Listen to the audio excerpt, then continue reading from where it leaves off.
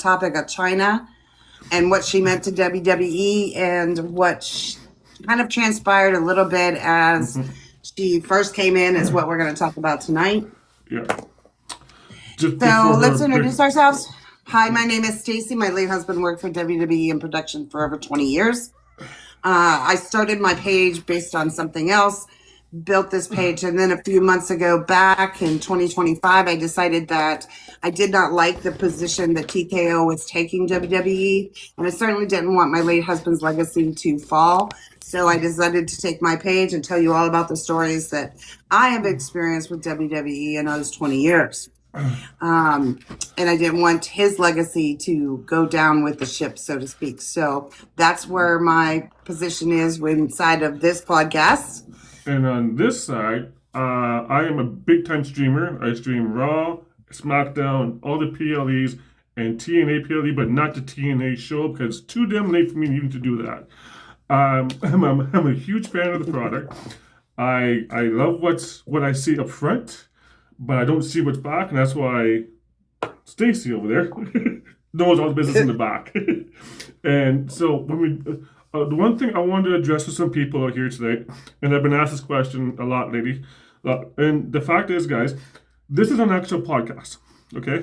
And what we actually do, we're the one talking. After the podcast is over with, we'd be more than happy to bring you guys up and talk more about wrestling. Until that happens, sit back, relax, take it easy, and just listen to what we gotta say. There you go. All right, so tonight we are going to talk about Chyna. I do want to put a disclaimer out there.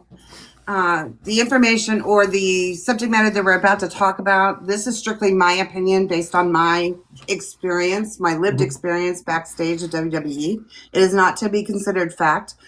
Yeah. Chyna is the only one that knows the facts of her life. Yeah. Okay? And may she rest in peace. But this is not to be considered facts, just my opinion on what I observed. Yeah, exactly. Okay, and with me, just from what I see up front, that's when I think, oh, this is pretty cool. Why did she do this? Well, she would know. She would know this one over that one. I'm gonna get this one these days, right? One of these days, that way. One of these days. But yeah, Stacy knows everything about the backstage stuff. I know a lot of it up front, and I feel that when we go on this journey with both Chyna, you're going to hear both sides. You'll probably be arguing about both some of this as well. Because there's some stuff I would disagree with, as usual. And there's some stuff that she'll disagree with, as usual. So with that being said, then, let's talk about her career before she came in WWE. Now, I understood that she got trained by Ivan... What's the guy's name again? I forget what the guy's name is now. It's the same guy that trained Triple H. What was that guy's name? Yes, in the wrestling school. Yeah. What was that up in Massachusetts? Ivan. Oh my! You're really asking me. I don't know his last name. Ivan something. Man. Oh man. Yeah. This. I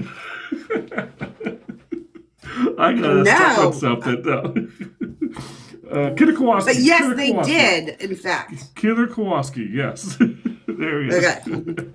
Yeah, so now he trained Triple H and he trained Chyna, and I guess Chyna couldn't really wrestle that much because there wasn't that much competition for her to wrestle, from what I gathered back before the WWE. And I guess from what I gathered, from what I've heard and all this stuff, is that when Triple H went to WWE, he had Mr. Hughes as his bodyguard. Didn't quite pan out, and he wanted somebody of the opposite sex and beef her, and he knew Chyna. And he wanted to bring Chyna in as his bodyguard. Am I correct? Yeah. So there was actually some dating that happened. Not long-term dating. There was a few dates that happened before he asked for her to come in to be a part of WWE with him. Yeah, they had a couple of dates already. They knew each other since 1995, but they had a couple of dates in between there, which led to taking it to Vince. Yeah. To have Chyna come in. Now, I will say that Vince was not on board with Chyna. He wasn't. It's kind of surprising because with all the way she was built and everything, I thought that Vince would be like, hell yeah, let's bring someone like this in and see what happens, right? Yeah, no, he was not on board. So let me just set the culture for you so you all understand kind of what was going on like back then. Okay. So in that culture, so obviously, and this is pretty much the way it's always been. Maybe over the last several years, maybe 8 to 10 years, they've elevated the women's field a little bit further. Mm-hmm. But back then, in the late 80s, early 90s, heading into the 2000s, the women's division was not elevated to the point where they were concerned with the talent more than they were concerned with the being able to manipulate or exploit out a female. Okay, so let me get this straight then. But when he brought in Alondra Blaze and he brought in that roster, that women's roster, because I did a video last night, streaming over Survivor Series 1995, I believe it was, and it looked to me like Vince brought in, and I'm sorry if I'm off topic with Chyna, but I think this kind of goes along with Chyna on this part, is that when Vince brought in Alondra Blaze, he brought in a lot of Japanese women wrestlers at that time, and I think he was trying to boost that up, right? But I would think Alondra Blaze wasn't like actually liking that. That's from what I gathered, from what I've seen of her stuff and all that. So I think that's why Vince was like, "Okay, if she didn't fit my mold, I don't think this other woman would fit the mold too, right?" Well, a lot of it had to do with her. So, remember, this is 1995, and he's at that moment, what he's doing is kind of, I'm just going to use the word, exploiting females for viewership, right? Yeah. That's kind of just, right. And having, back then, also having someone with some dominant male features would have been equivalent to having a wrestler of different sexual orientation in Vince's mind. Yeah. And so that was stuff that you didn't talk about, and it was certainly stuff that you didn't bring into the forefront of trying to get viewership with WWE. But when it came to this, he was not a fan of Chyna's body that would represent what he was trying to do during the moment. So they wanted, the thing of, they were putting Triple H and Shawn Michaels together, right? Yeah. To form this at that moment. That's when they started to develop this whole thing. And when Chyna, how it was presented, because I remember Frank calling me. Yeah. The minute he got wind of Chyna actually joining, he said like, "Oh, Triple H and Shawn, they now have a bodyguard, and they're gonna play this." Him telling me you need to watch tonight is basically what it was like. You need to watch tonight, and you'll see what I'm talking about. And there was a lot of times where he would do that, where he'd be like, "Hey, I need you to watch tonight. You're gonna, something's gonna be on there that you need to see." But he really was kind of under the impression that she was. So they were forming DX, but DX wasn't quite formed when Chyna got there, right? So DX wasn't really all fully. She was actually one of the founding when they developed this whole story line of DX and everything. And originally, she was just going to be the bodyguard. Yeah. Okay. She was not going to actually wrestle. Yeah. And she didn't wrestle for a period of time. It took a moment. Yeah. To move I remember her taking on Goldust's manager there, Marlena, a lot of times. They Triple H and Goldust had a feud there for a while, right? And she would basically manhandle her. I'm like, holy cow, right? And I've noticed before she was even in DX, they had Rick Rude, right? Now I know Rick Rude was not a fan of that stuff. He was like, "This is bullshit" kind of deal.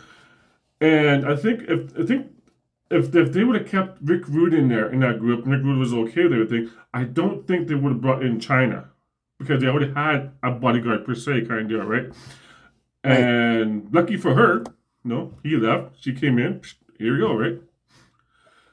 Yeah, like I said though, there was a little bit of dating that happened before that for Triple H to have Yeah. turned around and tried to get her in. And at some point Vince conceded to the ideas as they developed these characters around them and DX was formed.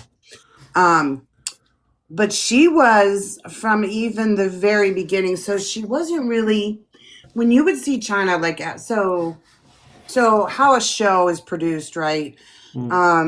Production goes in, sets up rings, does all the production stuff that needs to happen. And then in the afternoon, talent starts coming in. Yeah. And by 4 o'clock, 4:30, 5 o'clock, there's rehearsals. And so oftentimes during the day like that, especially you have now that was at a time when there was TVs in catering, there was TVs all over the place, so that and people were just sitting there rewatching matches, right? Yeah. But oftentimes Frank would tell me that oftentimes, well, he kind of had the opinion that, and he said this, that she was often by herself sitting off somewhere, like very much not like shy.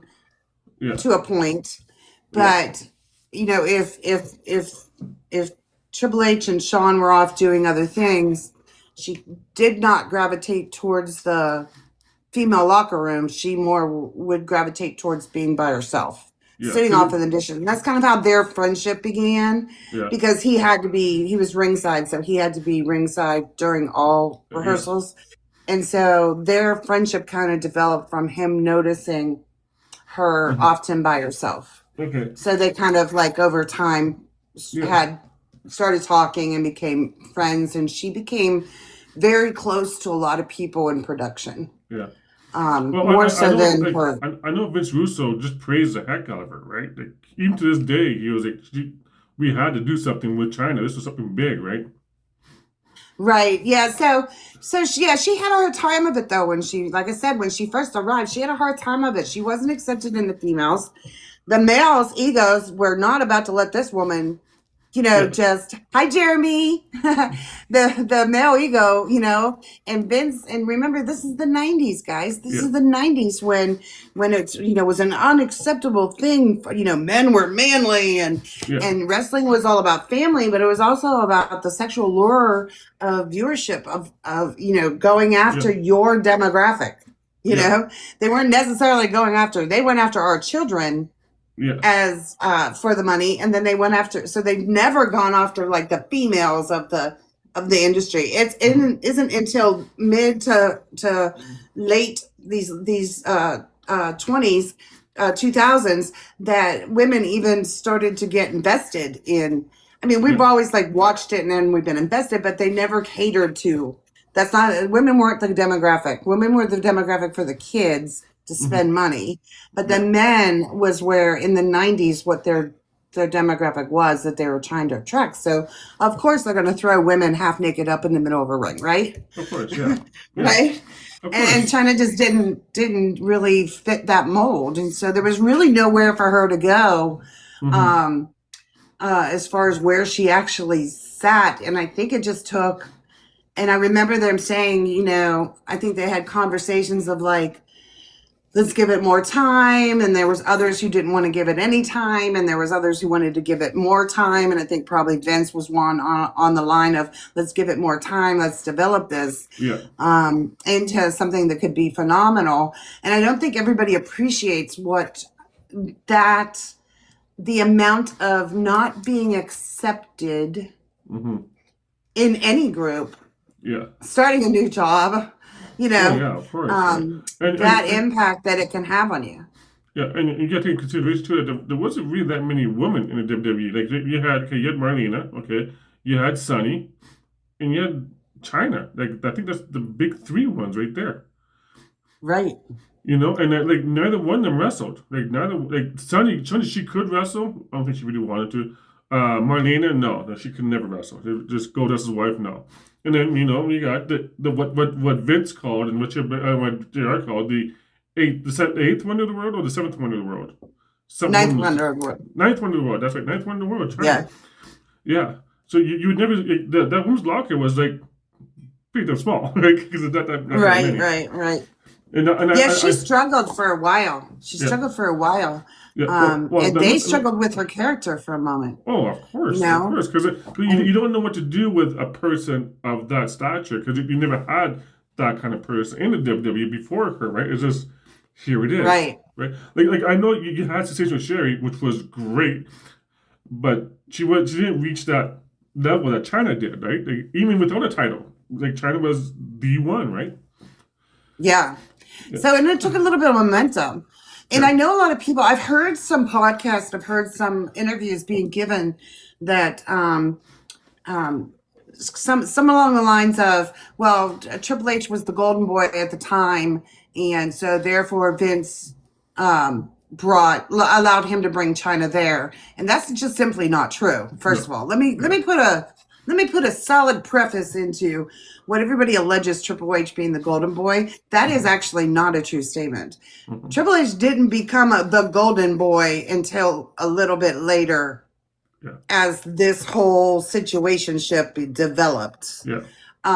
He wasn't on a fallout with Vince, but he wasn't one that you saw near Vince's office all the time. Yeah, that's right. He was just arrested. And we got to remember that Taker was the number one guy for at that time, and nothing got done without Taker giving the okay. Oh yeah. So yeah. This premise that Triple H was a golden boy during the early 90s, or the late 90s, like that, mid to late 90s, that's just simply not true. Yeah. It's just simply not a true statement. I never saw Triple H hanging out in Vince's office until after Chyna was actually not in WWE anymore. Yeah, that's when he became corporate kind of deal, right? He was a corporate guy, right? Well, I mean, at that point, everybody knew what was happening, right? Yeah. So, but there wasn't a time where just like and Taker would have his conversations with people out of the locker room. It wasn't you went to him. That's the stature of which Taker had. Yeah. You went to him. Even some of the production even had that kind of hierarchy. They knew exactly what, but Triple H would be ringside a lot, not dictating storylines, not producing side by side with Vince. He would just be out there preparing for his match. If he was so in with Vince at that moment, he would have been with Vince near his office all the time. I mean, you could just tell who was the people by who was in Vince's office. Yeah, of course, right? And or whose office was near Vince. So, in an arena, the way production sets up is off of catering. On the side of catering would be like the talent locker rooms, production offices, ticket offices, like ticket sales office, the medics, all those people will be off to one side. On the other side of the building was all of the superstars and or like Vince's office, Stephanie's office, or Shane's office, depending what that was. Like all of the writers would be on Vince's side because Vince was notorious for changing something at the last minute. Oh yeah. Hi Matt. So he would have to have the writers office, so like head writers. So those people were off on one side. They were separated. Mm-hmm. So you could tell who was in on things because people in production, especially, except for the producer, maybe like Kevin Dunn, except for Kevin Dunn, people avoided that side of the building, if you know what I mean. Like nobody tried to even like go over there if they didn't have to. Yeah. That was just someplace you didn't go. No, nobody tried to intentionally put themselves in that area. That's like walking on eggshells over there. If you want to do that, you go right ahead. If you get fired, Oh yeah, not you my fault. didn't. Look, let me tell you. Like during that time, you didn't. I watched grown people. Mm-hmm. I watched grown people kind of push themselves against a wall to allow Vince McMahon to walk by. Yeah. And it wasn't necessarily a sign of respect, then it was more of fear of that he was going to say something to them. Yeah. So they all kind of played that avoidance, like, oh, if I go against the wall, he's not going to see me and he'll just walk on by and we won't have to, because this wasn't a hello person. Like, he didn't say hi to people just to say hi to people. No. Right? That's not, like, he has no social existence of being able to say hi to people that just, So basically, if it didn't benefit him, forget about it. Oh no, you were nothing. Like they didn't even know you existed unless it was a benefit to him. Yeah. If he benefited you, he knew who you were. But if he did, like, do you know how many people? Like, so my husband had 25 years in. There are people in production that has worked there for 40, 45 years. Yeah. Stu being one of them. Mm-hmm. Well, that boy has been there for over 40 years. Oh yeah, yeah. So he doesn't like. Vince would not be one to. He'd say hey to Stu, but he wouldn't be one to acknowledge his family. Mm-hmm. Like Stu's daughter used to work for them. That wouldn't be somebody he would acknowledge. Yeah, gotcha. She was of no benefit to him. So now we steered away from Chyna here. So let's get back into Chyna. Well, that's why we're kind of getting to the thoughts of what happened. So again, during that time, she was often. I don't want to say she was written after the fact, but she was written into storylines after they were already putting the storylines together in the rehearsals for DX. Yeah. She was written in after the fact. She was not. There was never a moment where they were giving her a dominant role until things shifted a little bit. Oh yeah, of course, right. And then, honestly, with all that happened.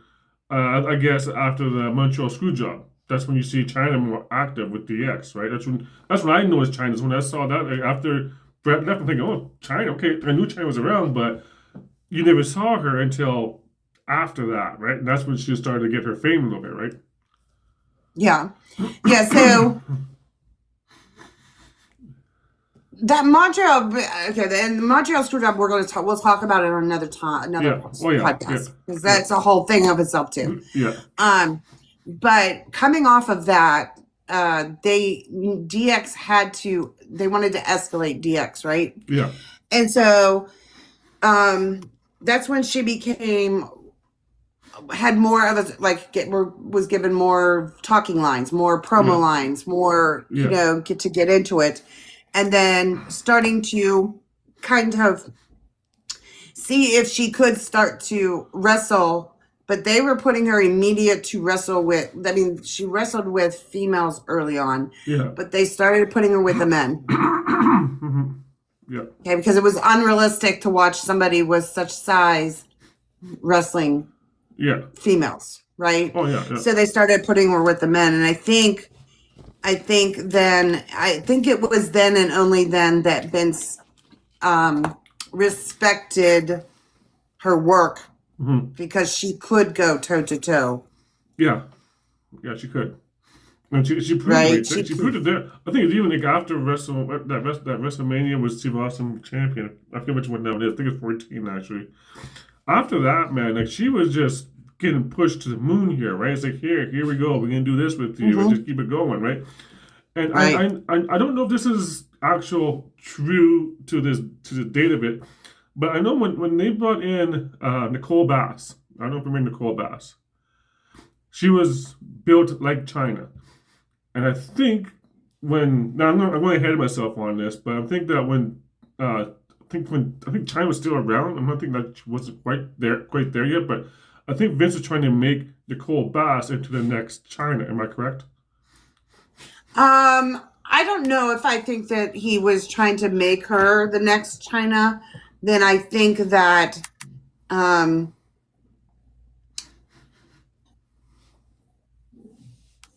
the debauchery of what transpired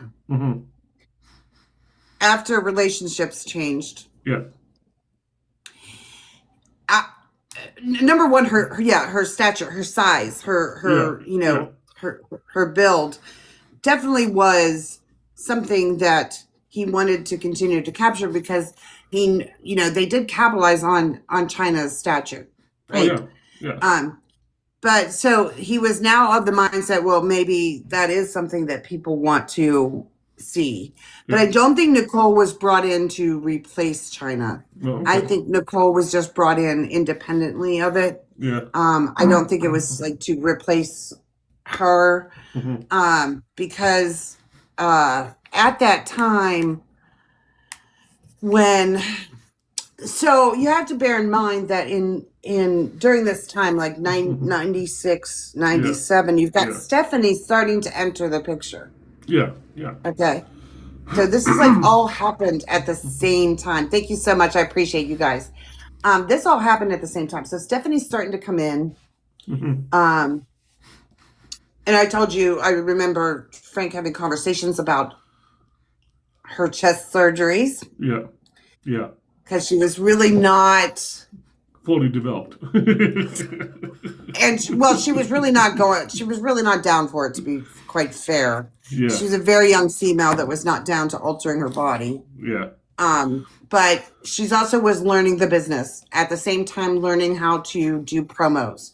Yeah. And I told you, Frank was the one that taught her how to speak into it, because she went out there with a few promos and was just yelling at the top of her lungs, and it was just really bizarre and very weird. Yeah. So they taught her how to speak into a mic. He taught her, had conversations about surgeries and things like that. She was very young. She was only in her 20s. Yeah. Well, yeah. That's right. Newly 21, maybe. Yeah. She was always talking in like a monotone, right? She was never like a high pitch, low pitch, even just like a monotone kind of deal, right? More like a man's kind of tone kind of deal. Like, I'm a woman, but this is what it is, right? Right. Yeah. So now you have the mix of Chyna being this larger than life person. And what are they going to do to map out what they would like to take that further with? And you have Stephanie coming into the business in front of the camera instead of behind. Yeah. Stephanie had been more so Shane, but Stephanie had been joining them on the road for just a little bit. Yeah. It wasn't long before this whole collision of things happened. Yeah. It wasn't long. Stephanie was behind the scenes for a little bit. It wasn't long after that Chyna enters the scene. So there's not a lot of time of learning the business before this starts. Yeah, and then that happens. There was go ahead.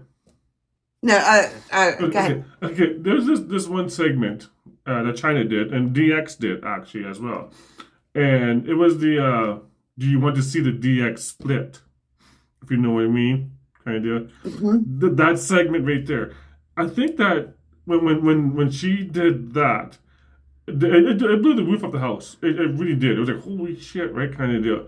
And I think that catapulted her to like the next level, which was to be Intercontinental Champion when she was wrestling Chris Jericho. And I know Jericho has spoken numerous cases about this. He did not like Chyna, did not want to work with Chyna. He had nothing to do with Chyna. And yet, there it is, right? They're trying to boost her because she was the only woman in wrestling that had the Intercontinental title. Like that's a big thing for her. Like that's huge. Like, right. Well, remember that Chyna also does Playboy, right? That's what I was getting at I was going to get that. Is when she did that DX split, I think that's when Vince was like, "Hey, you know what? We can put her in those books, those magazines, right, and see what happens with that, right?" And then when they did that, they put Jerry Lawler's wife, Kat, with her. And then they had Chyna. She had on her chest. She had the shirt. She was like master, and then Kat was like slave. I'm like, oh, okay, this is interesting. I don't know if I like it, but this is interesting, right? Right. And I don't know. I just feel that she was very underrated to that whole tenure in the WWE. She wasn't really like put in a main event spot, right? And she could have been like upper mid card. She could have taken on people like, I don't know, like Val Venus, for instance, right? Or people like I don't know, Hardcore Holly, which she wrestled a few times. But I just feel like but you got to remember, at that time, those male egos were not going to let Chyna participate in beating them at anything. Yeah, well, yeah. It was not just. I mean, it wasn't just like because it was Chyna. Like no. for Chris Jericho, it wasn't because it was Chyna. It was because it was a woman. Yeah. It had nothing to do with the girl personally. Like it had nothing to do with her being who she was or what character she had become. I think once Vince allowed her to go into Playboy, I think at that moment it kind of turned. He started to try to capitalize on her physique as a sexy thing, right? Yeah. He did, yeah. And so trying to turn that tail, like trying to turn that person's character into something a little softer. Oh, of course, right, of course.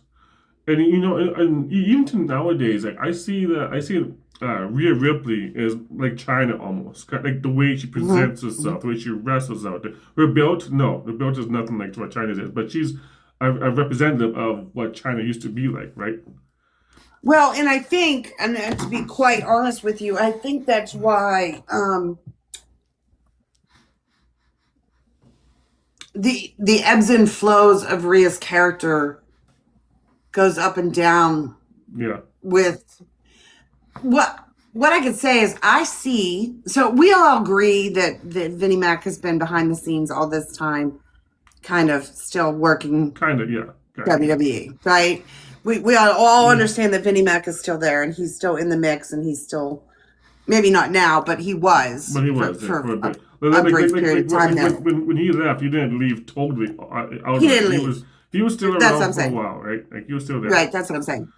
So you can tell when Vinnie Mac is still there, and you can tell when he's not there a lot. Mm-hmm. You see the plateau hit. Yeah. Him being still a participant, and then you can see where this plateau has sunk. And Rhea's career also has kind of done that same trajectory. Like having her as a tag team champion, that's, in my opinion, that's below her. Yeah. You can see they've changed her. Yeah. Like if anything, she should have went up against Becky Lynch for the IC title, and she could have been IC champion by now. Right. But I also will say that I don't think that I don't think her passion is there anymore. I will say that. No. I think it's declined, and I think you can tell. Yeah. And I think, guys, these schedules of these people, it's not like when you're an actor and you get hired for a movie and you go on set and you film for, 10 hours and you do that for a few weeks and then they give you a break in between. And then the next, and then a month later, they'll go to the next part of wherever this movie's going to be filmed and da-da-da-da. So there's a lot of breaks in between. Yeah. That doesn't happen. In wrestling, you are wrestling 5 days a week, basically. Oh yeah, of course you are, right? But not nowadays. Okay. Though, from what I've been checking up on, they don't do that many live events anymore. No, so they're wrestling 5 days a week. Yeah. Now, and it's every week. Yeah. WWE is on the road 52 weeks. There's not a time, unless there's something historically going on in the world. There's not a time where they're doing reruns on Monday Night Raw or SmackDown. Yeah. Okay, so let's get back to Chyna again. Well, even that, that schedule, even with Chyna, that schedule, is not easy. No, it's not. And now take that schedule and be dating somebody that you're on the road with, which is, could potentially make it harder. And I think that Triple H was fighting to get Chyna escalated up to his level. But remember that Triple H wasn't up here. No. Triple H wasn't at the top. The game was not at the top. He was mid-card at best, this was going on. Just mid-card at best. Mid-card at best. Yeah. Right? And so here he is fighting for someone that he's actually having a relationship with, right? Yeah. Yeah. And so those two things colliding, along with he was not Vince's golden boy. I'm sorry, he was not. No, he wasn't. During that time, there's no way that I see a path where Triple H was his golden boy. There was not. It was not possible. No. It just was not possible. There was way too many other people. That's when, like I said, Taker was running the locker room, basically. Yeah. And there was just no way. Yeah, you had Austin, too. Austin was still there at the same time, too. So yeah, but Austin wasn't the type to take control of the locker room. No. And that is not who I saw. Yeah. People having many conversations with, like pulling someone aside and having conversations. Always, notoriously, anytime Taker's in a building, he notoriously has people talking to him one-on-one. Yeah. The whole time. Okay. The whole time.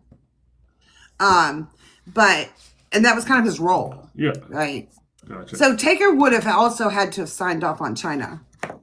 Okay. He would have had to have been in the mix of people that gave the okay to have her, start to become a more dominant role. And then when they started having her win Intercontinental Championships and winning belts, that also took the females in the locker room, and they then started having a problem with her existing. Gotcha, okay. Okay, because they're fighting for TV too, and they're not getting a lot of airtime during that time for females. Yeah. So she really had to overcome a lot of obstacles, right? She had to overcome the male ego and winning title championships in the male category. Yeah. She had to overcome the female locker room that wanted nothing to do with her. Yeah. She had to get through Taker in order to continue to move up. And I dare say that I think that at some point, her weight of her revenue that she could have been receiving definitively could have been higher I believe had she not been dating Triple H at the time. Really? Yeah. I really believe that she would have her income would have significantly been more had she not dated Triple H. That's interesting. And again, at that time, you have to understand that also females' contracts were never anything close to their male counterparts. Oh yeah, of course, right. I was reading online there a few weeks ago actually. Like Trish Stratus, for instance, when she first came on WWE, her contract was like $250,000 a year. That's it. Mm-hmm. Right? Like if you don't say, and the merch didn't even go to her. The merch just stayed within the company. That $250,000, that was all you got. Even with your merch sales, that's what you're gonna get, right? Right. But Chyna made a lot off of her merch sales, and I don't know that I think Triple H appreciated that at all. No, I don't think so either. I really don't. I know because I think at that time though she was making more money than a lot of the new guys coming in. Like the new guys talk about like guys like I don't know like Al Snow when he came in, Murray Jennings when he came back in. Again, Val Venus when he was in. I think she was making more money than those guys were. And I think they got really offended on the fact that a woman's making more money than them in a big company, right? Yeah, and there was that political those politics in and of itself is enough to be like, geez, guys, So she had a really difficult. Her entrance into WWE was not smooth. No, of course not. It was not an overwhelming yay. Yes, it wasn't. This is the future star of a female wrestler. It was none of those things. No. And then top it all off, egos, and then top all that pettiness with amongst females. And you had all of these obstacles and things all coming and colliding at the same time. But she would at that moment, she would start to become very close to. She was very close to a lot of people in production. Mm-hmm. Okay, but these were outside people. Okay, these were people that wouldn't have conversations. She could tell them anything, and they're not going to turn around and go to Vince McMahon and tell him the conversation. You know what I mean? Yeah, Like these were people she could trust. Yeah. These were people that she knew, she could just have conversations with. And Frank was one of those people that she could have that conversation with and never be judged and never be, be safe. They were her safe people. Yeah. There wasn't very many of talent wrestlers that she was close to. I mean, she became close with Mick later on, but not during that time. During that time, there was very few people that she was close to other than production. So Vince Russo always said that he was always close to her from the beginning. He's like, from the beginning, I knew she was going to be a star, and I tried to get her into storylines and feuds and all this. And he said I saw potential in Chyna. Now, is any of that true? So, I would say Vince is production just because he was a writer, you know what I mean? Yeah. He's not really a part of, but I would also say that there wasn't a lot of people that for Kevin Dunn, Vince, the head writer, those people. There wasn't, not everybody, they were still like up Vince's butt. Yeah, they were. Yeah. So I don't know if they had a really personal good relationship, between the two of them. Yeah. But I would say that it would be highly improbable that it was all the time, and it was something that they grew to. I would say that would not be probable because I could see her being kind to somebody. First off, she's a very kind person. Yeah. In general, she's just a very kind person. Yeah.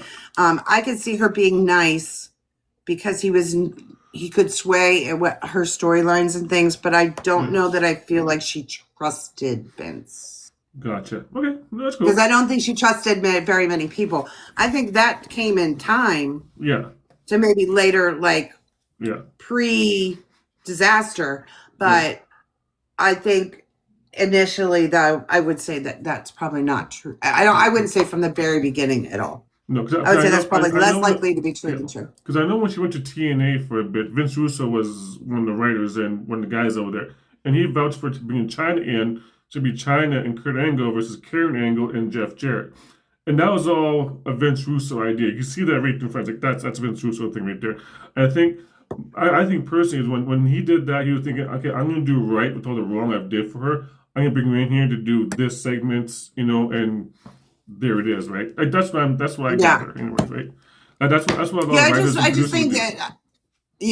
I would think it would, maybe as you get into the 98, 99 era, maybe towards the end, she had a better a bonded relationship with him, but I would not say when she first came there she didn't trust anybody. There was nobody. I mean, she trusted people, and some of the times she trusted the wrong people, but she wasn't. Chyna was not very approachable. Outspoken. Approachable. She was not very. She's not an extrovert by any means. She's actually very shy. Very shy person. Okay. Well, that's cool. That's good to know, yeah. So that took work to get her to come out of that. Yeah. And it's because of her size, Well, of course, right? No. We were talking about her. I'm not going to say what it is, but her magazine debut kind of deal. Was that like an actual McMahon idea? Say, hey, if you do this, you can make a lot more money on this. Or was that a Triple H idea, or how did that go about getting that out there? No, so you have to understand when these guys have contracts, no matter whatever they do, is still representative of the WWE Corp, the company. Yeah. And so it's all negotiated through WWE. You can't go out and do a spread on a magazine without the approval and or contract negotiated with all things combined. So that $1 million Sable spread, and hers, you can almost be guaranteed 100% that the WWE Corp received portions of Yeah, a monies lot of that money, yeah. to allow it. Yeah. Um, Because so I know Sable did it twice. She did one by herself yeah, and the other one with Tori Wilson, right? And I guess the right. one with Tori Wilson was like a huge, huge hit. Like, huge. Yeah. And so China would have received partial of that money, Yeah. and WWE receives the other part. Do I think that like Vince pushed it? I think that they all ran in the same circles. Yeah. I think sitting in 2026, we can all now see that everybody ran in the same circles, Yeah. that everybody was a part of the same group of people. And I think that, somebody, Vince did just about anything to get WWE's name on something. Oh yeah, of course he did, right? On everything. You have to give him credit for that, though. Like, he tried to get if you want the company branched out, that's what he did, and you're successful at that, right? You just granted it was a little dirty, but it was still successful. Yeah, I think that I think we'll never know the amounts of things that Vince McMahon himself has done over the years. Yeah. And again, only China knows the real inner workings of her negotiations with Vince McMahon and et cetera. Just from my observation, though, I would say he took advantage of people in a very manipulative, exploitive way. Oh yeah, absolutely. Absolutely. And you're either willing to do that or you're not, right? Yeah. So you're either okay with it or you're not. And I think China landed, and I think several of them landed between both worlds. Yeah. Does this, move my career and increase my financial stability of my life, or is this a bridge too far? So I think that'll always be the way the Vince McMahon era kind of went. Yeah, even when they did that one segment, this is off record, off course of what we're talking about. There was a one segment with Vince and Trish Stratus in the ring, and I think this is before the WrestleMania match, that the invasion with WCW and all that, the WrestleMania one. Vince telling, take your shirt off, take your pants off, and do all this. I don't think, and that's just me personally, because I know my Canadian women, because they're very awesome people. I don't think Trish was actually for that, but I think once she saw the money going in for that, she's like, whatever, go ahead, right? So you'll learn, as things escalate and go on and more things come to the surface about things, you'll learn that there's a lot of times where they did not want to take and have stories be a certain way, done a certain way, and that they were forced into the situation. And I don't think it's because for all of them, for most of them, it was the power difference between Vince and them that manipulated the situations. Gotcha. Okay. It didn't have anything to do with money. Like, you would be surprised how many. So, like, Charlotte. Okay, Charlotte, yeah. I'm not a fan. Okay. I am. I'm a major fan. Yeah. Okay. We've had this conversation. Yeah, we've had it. Charlotte's okay with those kinds of storylines. Yeah. And those kinds of. She's okay with those things. Yeah. For a price. Yeah, for a price, yeah. Everybody's got a price, right? Everybody has a price. Give it up. Yeah. She's okay with those things, but there are many, many others who are not. Yeah. And that's why the locker room's a little bit difficult with Charlotte. Yeah. And you see, even I also. Go ahead. Even the Bellas, they can't be 100% bought. No. But they cannot be bought. Even with the Liv Morgan, you see her outfits a little more risque nowadays, right? They're a lot more than what she used to be. And I was like, okay, if that's where they're going with this, and you want a little edgy product, okay, Liv Morgan, edgy product, there it is. But still, like this is not the Attitude Era no more, and I don't know why people still want to bring that back. Yeah, I don't think they and again, this is just a disconnect of TKO, right? Yeah. It's a disconnect of TKO. I think that when you're in the 90s and you're China and you are the physique and build that you are, Yeah. being able to be casted into certain characters are probably limited. Yeah. And I think she ultimately decided that maybe they knew best for her. Yeah. And that they would help her in her career. And I think that was the trajectory that things were going to go on until her partner decided that he was going to not participate in their lives together any longer. And we'll save that for next week. Next week, of course. Those are the decisions that were made. With all that being said, now I'm going to give you a top 10 list here. I'm going to give you a top 10. Okay, so top 10. Give me your top 10 jaw-dropping moments. The ones that made like, oh my God, what the hell? Give me 10 of those that made that. 10 of them? Oh my Lord. Yeah. Okay, Mankind coming off Hell in a Cell, for sure. Yeah. That's going to be 10 and 9, or 1 and 2. Because we went number 10 to number 1. So number 10 is, which one's number 10? Oh, number 10.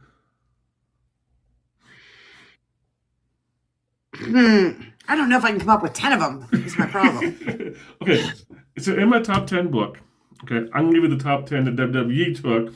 This is before Roman Reigns came in and all that. This is the top 10 of what they So is Goldust, let me see if I know a couple people that might. So is Goldust one of them? Let's see. Nope. Okay. Because I do have, I think, okay, never mind. I have to think of the scenario. Okay. He was. Okay, never mind. I'm not going to say it out loud because I don't really remember all of the marks. So I'm going to give you the top 10 here. Here's the top 10. Okay. Number 10 is Chyna, actually, when she won the Intercontinental Championship from Jeff Jarrett. That's a jaw-dropping moment. Yeah. Okay. When Lex Luger went from Raw to Nitro, and without Vince knowing, and just like, here I am in Nitro. That's not a jaw-dropping moment there. I actually didn't remember that until you just said it. This is why it's hard for me, because I don't remember stuff until you say it. Yeah. Another one is launching Rey Mysterio. When the Big Show just threw Mysterio right out of the ring. Like, it was like Yeah, that was one. There was one. And then the other one was the collapsing of the ring when Brock Lesnar body slammed Big Show off the top rope and the whole ring just blew up, right? That was another one. Goldberg wins the WCW title when he first won it. That was huge. I don't like Brock Lesnar and I don't like Goldberg, so that's why I'm not going to name one of them in my top 10. That's not my top 10. Okay, here's and then we got number Thanks, 5. Jacob. Number 5, we got Mae Young through a table. The Dudley's boys threw her through a table. Mae Young. Oh yeah, that's a good one. That's a good one. That was good. Like it. Yeah, I like it. Yeah. And then we got the exploding limo. Vince McMahon exploding limo. That's a pretty good one. I don't like them, so it's okay. I wouldn't have thought it. Yeah. The double referees, Earl and Dave Hebner with Hogan and Andre match, and when they switched referees. That was one. The Hebner brothers. That's a story we could talk about. Oh, yeah. We could talk about those. Why they ultimately left WWE. Oh, yeah. There's so much stuff on that, right? And the number one jaw-dropping moment is what we just talked about, the Montreal screw job. Yeah. So, yeah, that's that top 10. See, from a fan perspective, I know you guys are like, that was iconic from a person behind the scenes perspective. That was the craziest shit that ever happened behind doors, behind curtains, ever in the lifetime of anybody. Time Frank was there. That was Chris, Owen, and that are the 3 times I got a phone call in the middle of the night. Wow, interesting. Wow. So that's Not in the middle of the night, but like on off times, like times that, you know what I mean? Like times that I shouldn't have received a phone call. I was like, you know, one was on air. So one was while they were on that pay-per-view. Mm-hmm. The other one was at 6 o'clock in the morning